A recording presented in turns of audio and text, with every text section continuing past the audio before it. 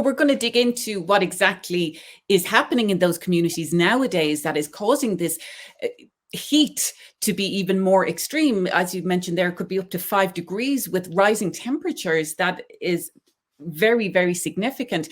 But we have discussed a lot on Just Solutions, how systemic racism has infiltrated every aspect of society, and particularly when it comes to issues like housing, and how housing then is connected very much to intergenerational wealth or indeed poverty. And because entire communities and entire demographics were excluded from accessing housing, being able to buy these insured mortgages, their entire families and generations then have been excluded from accumulating wealth through housing and have been then essentially segregated for multi-generations into these areas. So if we bring that up to 2022, what are the characteristics of these neighborhoods and these cities that you looked at that are common across all of those neighborhoods that had been redlined that is leading to this extreme heat? Sure. Yeah, it's the next question in the work, and we're right now actually about to put out a couple of additional follow-on papers that gets at this question. So let me give you the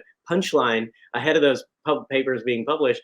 Is simply that when a neighborhood over a course of 30, 40, 50, 100 years gets disinvested in over time, meaning there is less money going into housing, there's communities that are experiencing intergenerational poverty decade after decade, what we start seeing is that when large projects like highway projects of the 1950s or housing projects of the same era, public housing projects or big box stores of the 70s and 80s, when these land-hungry developments are being sited in a city, they go to areas that are the least land rent values. So from an urban economics point of view, it would make a lot of sense to put large developments like industrial or manufacturing into areas that cost less. The land actually costs less.